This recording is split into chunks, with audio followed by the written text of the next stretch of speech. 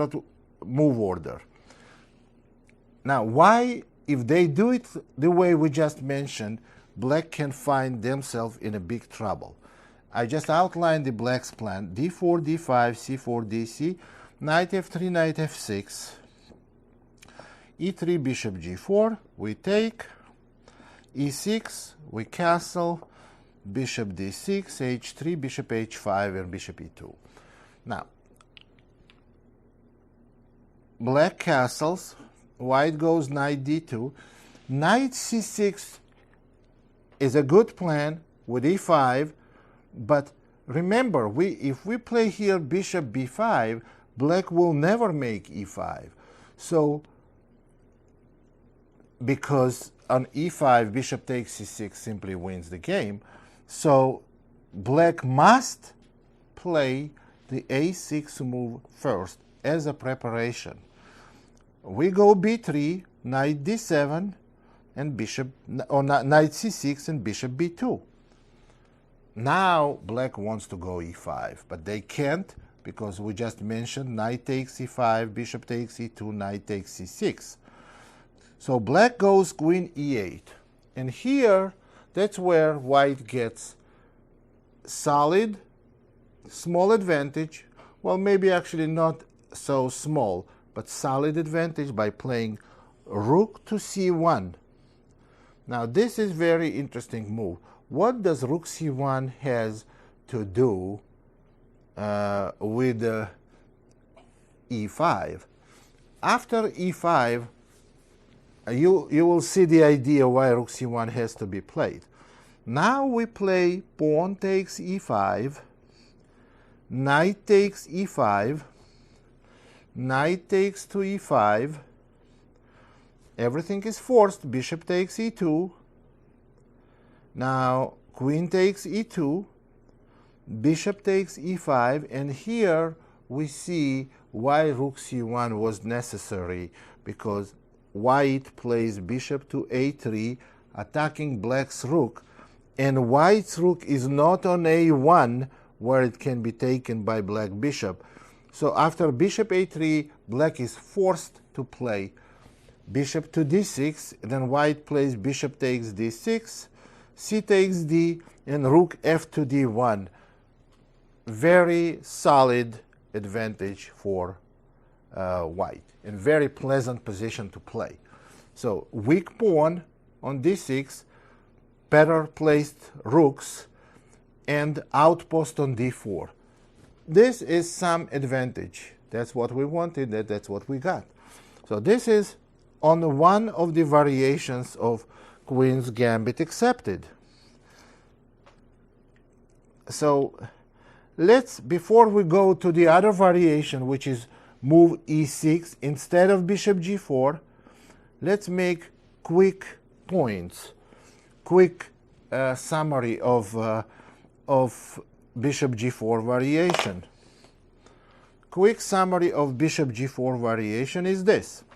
So white takes on c4, goes bishop e2, and black has to prepare for e5, and in order to do that, they have to play a6 first, and then we simply develop pieces, and we end up with a better pawn structure and some pressure in the center. Now, the other move in this position is e6. Now we play bishop takes c4. Bishop takes c4 is a normal answer, and black goes a6. Now what black wants is they want to go b5, bishop b7, and c5. Then they will have an equal position. At least they're playing for equality this way. We castle. Black goes b5. We go bishop d3. Black goes bishop b7, and we go queen e2. Now this position is very interesting. So what black's idea is to go c5. Now what happens if they go c5 right away? And what happens if they go c5 later? Now, normal move for white after b5 is bishop b3. But that's the complicated move. You have to study a lot of theory. If you want to learn it quick, bishop d3 is an interesting move. I recommend it's much less material to study and easier game to play. Bishop b7, queen e2. Now black's c5 move is not nearly as good because of bishop on d3. Now let's see why. We take on c5 and help him develop, but here we have tactical shot. Bishop takes b5 that wins at least a pawn. If white takes the bishop, then black loses 2 pawns because white takes one of the bishops. Next move. So bishop takes c5 is not good, but so far black lost a pawn. What can white do? What can black do? They can go knight d7. Now this, at first, it looks like okay for black, but it isn't. Let's see why. c5 pawn is hanging, and what can white do here? This is one move, knight d7, and the other move is bishop takes f3. On knight d7, we can go b4, and there is some theory on that. And actually, I played a game against Viktor Korchnoi not that long ago, and I got a solid advantage with white in this position. So the other continuations that black has is bishop takes f3. Now we play queen takes f3. This is just a little advantage for white, but clear play. Now black goes knight d7. Pawn is hanging, and we cannot protect this pawn. We have to give this pawn back, but we're going to have better position. We cannot go c6 because of knight to e5. We're losing a piece on d3. For the same reason, we cannot go b4, knight e5. But what we can do is we can play queen to e2. And after knight takes to c5, bishop to c2. Now what happens, by the time black finishes development, we go rook d1, knight c3, and then we go e4. We have 2 very strong bishops. Actually, one way you can go e4 and e5, or you can go b3 and bishop b2. In both cases, you have 2 strong bishops and some advantage. So that's an easy way out of this opening. Now, what can we do if black does not play c5, and c5 is not a good move in this position? Here is the position we have, and so black does not play c5. Suppose they play something like knight d7. Then we go a4. And after a4, if black goes b4, if black takes on a4, we just have better pawn structure after knight c3 followed by knight takes a4.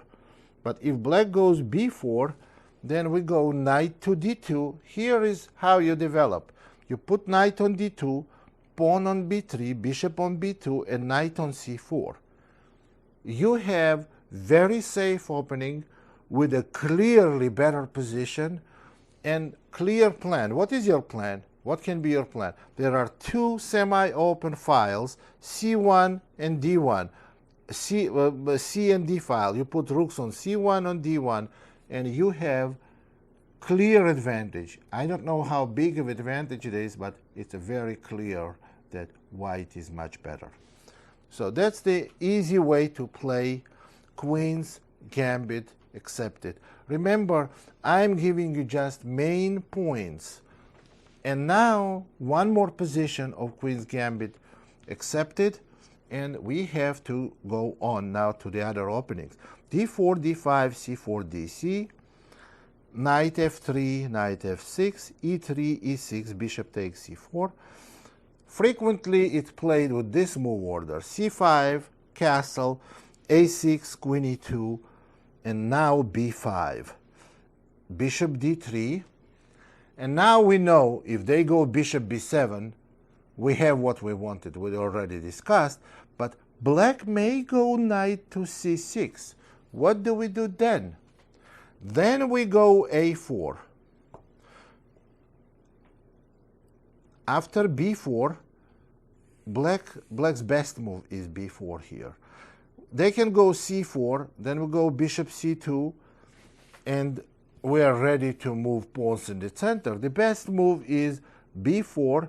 Then we can go b3, or we can go knight d2 and knight c4 and get very good position, followed by b3 and bishop b2.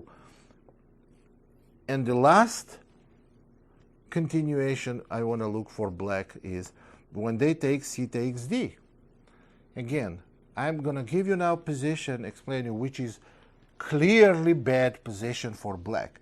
Now you take with a pawn, and this is one of the most popular positions in chess in general. You can get this type of position, not exact same position, where the isolated pawn, you can get it from Sicilian, from Caro-Kann, from Grunfeld, from Queen's Gambit, not the King's Gambit, from majority of the chess openings. But this particular position is not good for black. After cd, ed, knight c6, for example, bishop e3, and bishop e7. Let's see what's the black's problem here. White goes a4. And after b4, we have to go knight d2, castle, and knight to b3 or c4.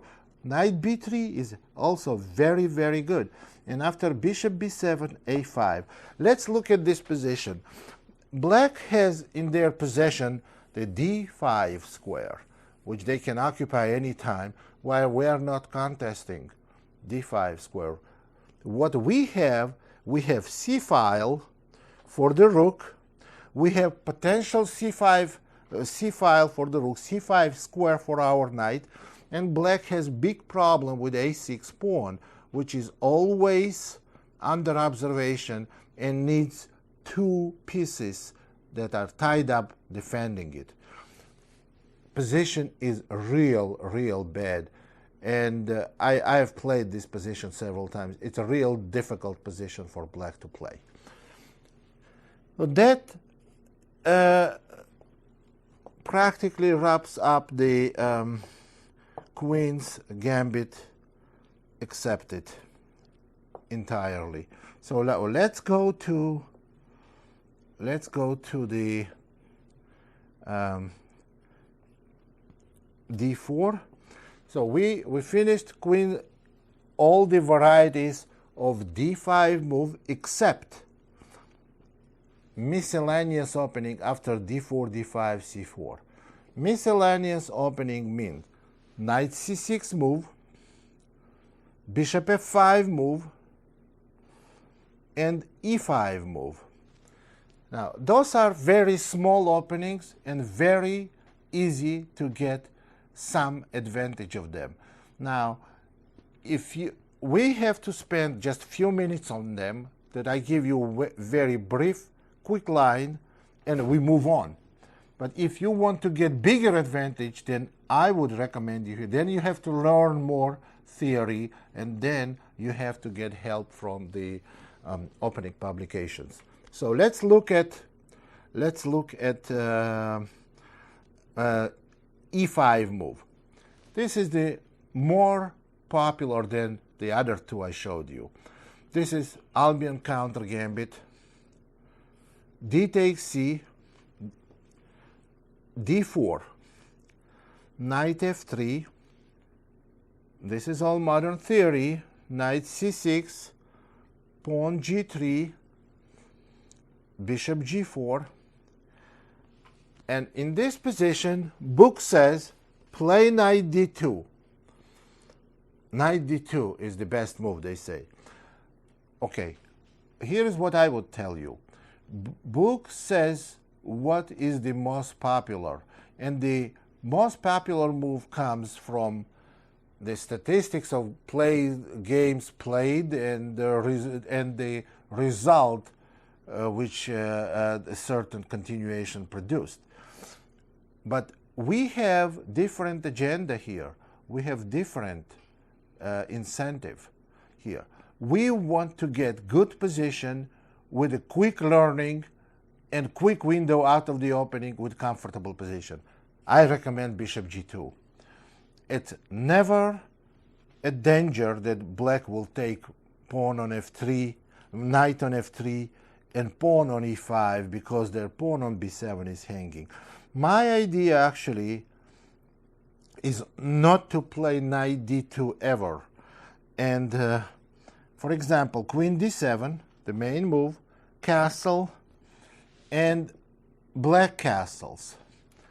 Now what happens is black may be intending bishop takes f3 and knight takes e5 since b7 pawn is protected. So that's why actually white theory recommends to connect those knights, that e5 pawn will be always secured. But I don't think if e5 pawn is as relevant, so I would go queen a4 here. And if black wants to take this knight on f3, they cannot do it yet because bishop takes f3 and on knight takes e5, a7 pawn hangs. So let's see what is the idea why I'm withholding knight d2 move. There is an idea behind it. This opening was played, this position was already in my game. My opponent played bishop h3. What I recommend, this is sharp way to play for white, and I think well justified. Now, what black wants to do here? Black wants to exchange light square bishop since bishop on g2 protecting white's king, and then what black wants to play h5 open and mate us. So we want to do the same thing on the queen side. So who is first? And I think this position, honestly, I think this position is a real bad for black. So what we should do here, we should simply, we have an extra pawn, we don't mind giving it back, but we want to gain some time for an attack. There is our extra pawn, e5 pawn. So we're playing e6, and black must capture on e6 with the bishop, which delays their plan of exchanging light square bishop. Why with the bishop? Because after e6, if queen takes e6, then after knight g5, black can simply resign. And pawn takes e6 is also not possible because white simply plays bishop takes h3. So bishop takes e6 move is absolutely unconditionally forced. Then we go rook d1. See, now if black comes back to h3, we can retreat the bishop and keep light square bishop, which is so strong on the diagonal h1 to a8. So supporting white's attack. So what happened in my game, let's go quickly through this game. Knight f6, bishop g5, bishop e7. And the reason why I was not developing my b1 knight, first we already played bishop g5, and now we go knight to c3. Knight becomes a lot more active on c3 than it could have been on d2. Black played h6, bishop takes f6, bishop takes f6, and knight to d5. In this position, actually, black played bishop takes d5, and black made a mistake and lost quickly. But position, I think, is already very bad. Bishop takes d5, c takes d5, queen takes d5, knight takes d4. You see now bishop opened, light square bishop, and on queen a5, knight takes c6. And after queen a4, bishop h3, black is checkmated. Next move. So this is one of the reasons. This is little tactics involved, but it's far from being forced, of course. But no matter what black did, white has very strong position. Well, this is my recommendation on Albion's counter gambit, and you can try it. So the difference between this brief version of Queen's Gambit declined, Queen's counter gambit, sorry, so, and book version, that this is shorter and newer. So your opponent likely to be less prepared and maybe totally unprepared, and you can learn it faster. So that's our goal. Now, so we covered already Albion counter gambit, bishop f5 opening. And again, in different parts of the world, they call it different name. So you can call, I would call bishop f5 variation. I cannot be wrong by calling it. So bishop f5, so we can play very simple. Play knight c3, and when your opponent plays e6, you don't have to go queen b3 and try to win pawn on b7 and quickly kill him, because that's what black wants you to do. We can go knight c3 on e6, that's what black wants you to do. They want you to go queen b3, and then they go knight c6, queen takes b7, knight b4. It's very complicated, and you are very, very unlikely to get this position. I never had it in my life in a tournament game, and I played quite a few tournaments. So I've had it sometimes in a blitz games, but never in a tournament game. Well, here is the shortest way to learn this opening. Bishop f5, you can go knight c3, right? But the easiest way to play, either you go knight c3 and learn the theory, or play c takes d. That's the easiest way to play this opening. After cd, you have clear advantage, small size, and very easy to learn. Learn it in 5 minutes. The best move for black is bishop takes b1. And it's the only move, because black doesn't want to take on d5, give you another tempo for developing knight with the tempo, and then go e4 with the tempo. So what they want to do is they want to simply take this knight. And now if rook takes b1, then after queen takes d5, black is okay. But we don't do that. What we play here is queen a4 check, and the best move is c6. Now we play pawn takes c6. There are no sub-variations. It's a very simple, one clear line.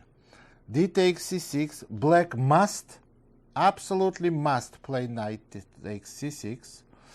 Now we play simply rook takes b1, and black has two continuations. It's very easy to cover both of them real quick. One of them is queen takes d4, and the other one is e5. After e5, we cannot take on d takes c, because after bishop b4 we'll lose. But let's cover quickly both of them. After e5, what we do, we may go a3, or simply we go knight f3. This is easy continuation, and if your opponent takes, then you can go g3, knight f6, bishop g2. Black can give check if they want to. Bishop d2, take. White has an advantage. Clear, simple, and without any sub-variations. This is one move. That's what you do if black goes e5 in that position. And second move black has in this position is simply queen takes d4. And after queen takes d4, you also have an advantage. You simply play queen takes d4, knight takes d4, and e3. Now, why is this an advantage? Knight is hanging. Knight c2 check is a bad move because of king d1, and knight has to go to b4 and eventually come back to c6 anyway. So probably the most reasonable move is knight c6, and then you go bishop d2. Just continue development. You have two bishops in a very almost symmetrical positions. You have some advantage. Or you can even go bishop b5, knight f3, and white is clearly better. Again, small advantage, but quickly to learn, and extremely low probability for you getting it in a tournament game. And quickly to go on, so this would cover in all entirety, so this bishop f5 variation on second move, and one that will have left is knight c6. Now, what I would recommend you, not the main variation in this opening, but it's a main in the way that you get, or the simple variation in the way that you get quickly, you get very comfortable position with a clear plan. And again, it's very low probability for you getting it. Knight f3, bishop g4, and simply pawn takes d5. This is the latest theory for black. Bishop takes f3, and now the main continuation is g takes f and queen takes d5, and the other continuation is d takes c, bishop takes c6. We don't want to play this. The simple way I would recommend you to play here for white is take the bishop with an e pawn, queen takes d5. Now to go bishop e3. You're protecting the d pawn, and you're intending to play knight c3 next move. e5, knight c3, bishop b4. I've had it again. I did not have it in the tournament game, but I had it in some semi-blitz and blitz games. And after bishop takes bishop b4, simply d takes e. This is I assess this position as clear advantage for white. Now they can play queen takes e5, then you play queen b3. This is very good position for you. Or you can even play queen c1. On queen b3, I wonder if black can play knight d4. You can also play simply queen c1. This is also easy, clear advantage for white. Then you play bishop e2 and castle short. White has good position. Or black may play queen takes d1, rook takes d1, knight takes e5. Again, you play bishop e2. You have two bishops, active position, some advantage. That's the end of learning of this variation. You can concentrate on different aspects of the game. So that will, in all entirety, cover d4, d5 opening. d4, d5. So we covered queen's gambit, accepted, declined, Slav defense, counter gambit, and a couple of small, very unpopular openings. So on d4, now let's look at several other openings that are maybe some of the major openings in the chess theory. Okay, let's go with the King's Indian defense. This is one of the most complicated and most difficult opening to learn for either side in chess. But we are white, and we have to find some shortcut to learning this opening. How to play King's Indian the easy way. Now, I've played with King's Indian for white thousands of games, and so is for black. The King's Indian was one of my main weapons for white, for black, and I played d4 and always did, and so I had a lot of King's Indian on my own on the other side. So there is only one continuation which I still play, even though I know the modern theory of this opening, that I specifically like, and it suits perfectly to any of you who tries to learn King's Indian the easy way. Here, the variation I am suggesting: d4, knight f6, c4, g6, knight c3, bishop g7, knight f3, castle, and now we go bishop f4. Remember, when you play bishop f4, we're trying to play e3 variation. There is always possibility that black can make a U-turn and play Grunfeld defense. The possibility of this is very, very low, and let me explain you why. Let's go back to move 1. Imagine someone playing you King's Indian for black, d4, knight f6, c4, g6, and you go knight c3. You give here black first chance to play Grunfeld defense, d5. Black does not do it. Black plays bishop g7, which means they are prepared for e4 move, and they will never get Grunfeld. That means they have no intention to play Grunfeld. They want bishop g7, knight f3. You giving them second chance to play d5 and turn into a Grunfeld. Again, white castles, and they don't want to play Grunfeld. Now you play bishop f4, and you give them third chance to play d5 and get Grunfeld defense. And here they play d5. I find it chances for that about equal with the winning lottery. So, but if this happens anyway, let me introduce you one quick way to go through this opening. The e3, now quick way to learn how to play with this particular version of Grunfeld defense. e3, c5. Now we are learning King's Indian, but this is variety of Grunfeld.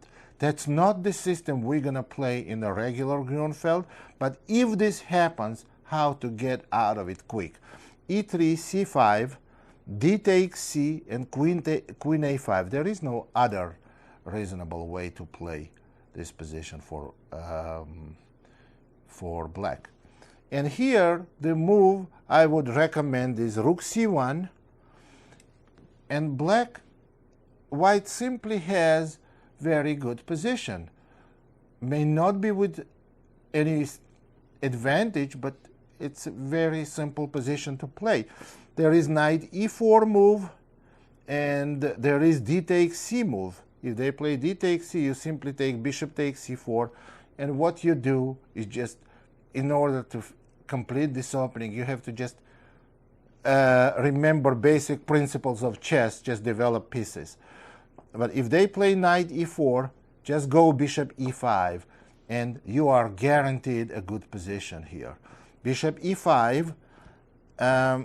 Now if bishop takes, knight takes, and white has very good position, you will have chance to double check it. And if black plays f6 is not a good move because queen takes d5 check. Therefore this is the end of the complexity of this variation. So, but as I mentioned already, chances for this happening are very, very slim. So let's go with the King's Indian, the way we wanted to learn. knight f3, d6, bishop f4. Suppose they go with d6 move. Of course, it can be black can play castling first or d6 first. You can't control it. So if they go d6 first, we can still go bishop f4, castle, and then e3. Well, in this position, black has 2 or 3 ways to play. They can go for e5 as a plan.